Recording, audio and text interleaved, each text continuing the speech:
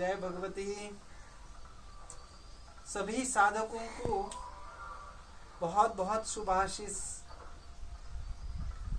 आज मैं करजत के पास एक जगह पे हूँ।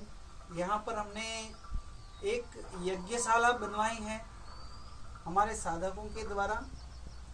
श्री साव्या सोनवणे जी, जिन्होंने शैव आगम का बहुत अभ्यास किया है और इस कुंड को अष्टास्त्र कुंड कहते हैं। इस कुंड की 8 भुजाएं हैं और 3 मेखलाएं हैं और यहाँ इसको योनि कहते हैं।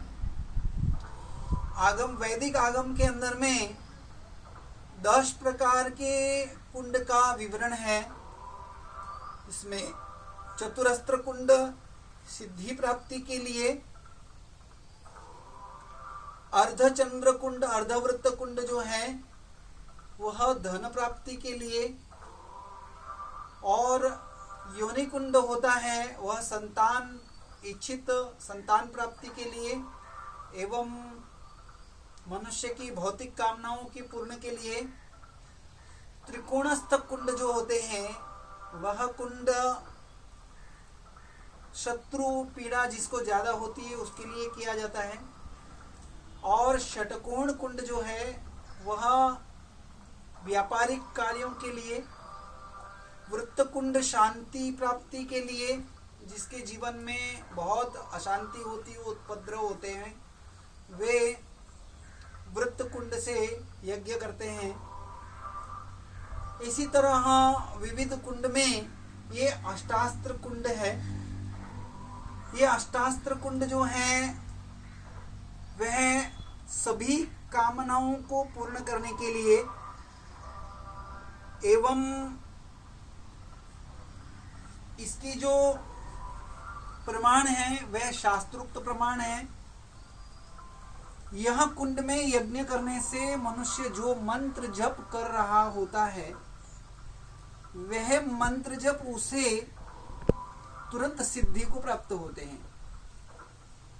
मैंने कहा था कि गणेश जी तर्पण करने से प्रसन्न होते हैं, शिव जी जलाभिषेक से प्रसन्न होते हैं, भगवती यज्ञ करने से एवं पुष्प अर्चना इत्यादि करने से होती है, विष्णु भगवान स्तुति एवं सदाचार से प्रसन्न होते हैं, सूर्य नमस्कार से प्रसन्न होते हैं। ऐसे विविध उपचार पंचदेवताओं के विषय में बताए हैं। इसके अंदर में भगवती का प्रकार है। यह यज्ञ कुंड का तात्पर्य क्या है?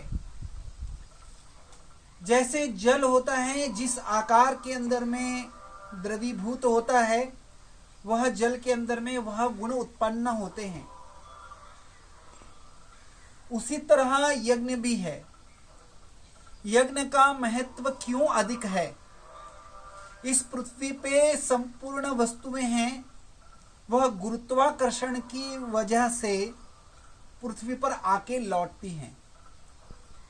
कोई भी वस्तु आकाश के अंदर आप गतिमान कराइए वापस आ जाएगी, लेकिन एक अग्नि ही मात्र ऐसा इस पृथ्वी पे द्रव्य है, पदार्थ है, जो हमेशा सदैव विरुद्ध गतिमान यानी अंतरिक्ष की तरफ गतिमान करता है।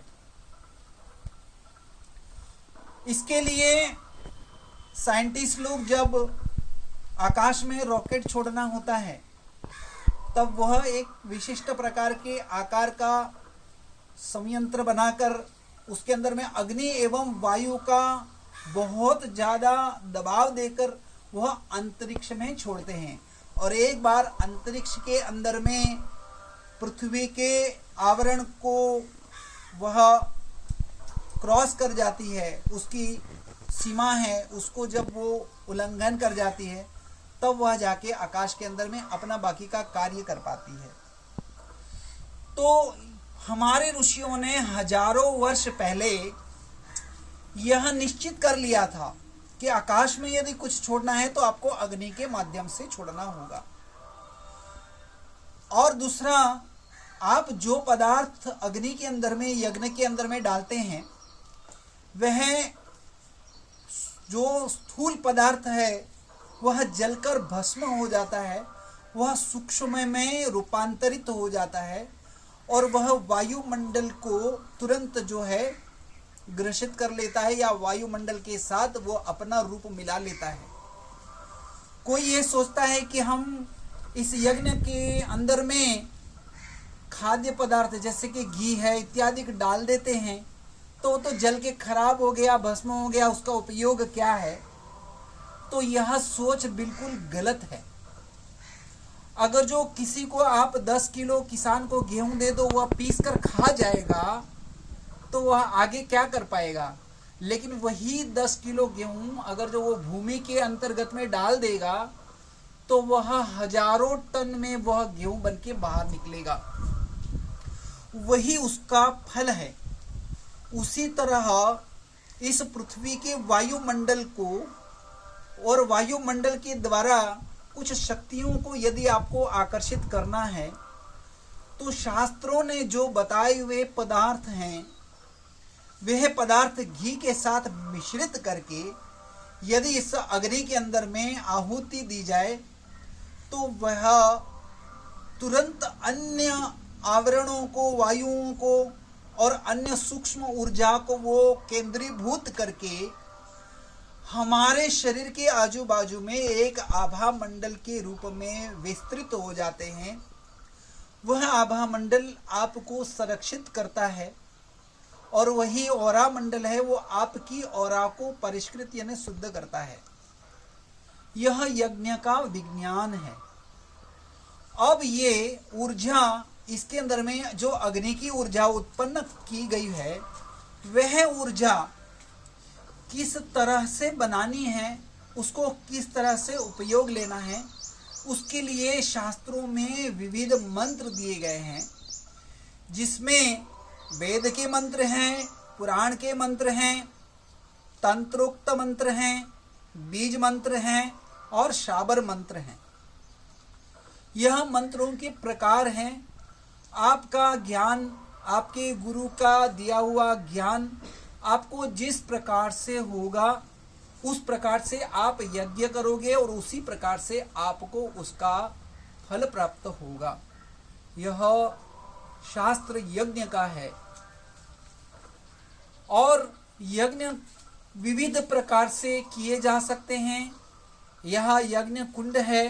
इसी तरह स्तंडिल भी होता है, स्तंडिल के ऊपर भी यज्ञ किया जाता है। कुछ लोग यज्ञ पात्र के रूप में भी बनाते, जैसे तांबे के पात्र, लोहे के पात्र में भी यज्ञ किया जाता है। वह सब यज्ञ का विविध विविध आपको फल प्राप्त होता है। आगे मेरा अग्निहोत्र के ऊपर एक वीडियो मैं प्रेषित करूंगा जिसे आप जरूर सुनिएगा, जो आप फ्लैट के अंदर में, अपने घर के अंदर में, आप छोटे से कमरे में भी कर सकते हैं। ऐसे बड़े यज्ञ स्थान आपको प्राप्त ना हो रहे हों तो आप अपने घर पर उसका पूर्ण लाभ ले सकते हैं। यह मैं आपको बताऊंगा। आप मेरे इस वीडियो को ध्यान से सुने। मेरे दूसरे भी बहुत विषयों पे वीडियो है, उसको भी सुनिएगा, जिसमें आपको सांस्कृतिक, वैदिक और हिंदू परंपराओं के ज्ञान के विषय में बताऊंगा। और आपको यदि इसके विषय में कोई प्रश्न करना हो तो फेसबुक, व्हाट्सएप, इंस्टाग्राम, ट्विटर के माध्यम से आप मुझे प्रश्न कर सकते हैं जो आपके मन में आ रहे हैं, और जो मेरे ज्ञात में है, जो मेरे जानकारी में है, वो व्रत उसका मैं आपको अवश्य उत्तर दूंगा। जय भगवती श्रीमन नारायण। हर हर महादेव।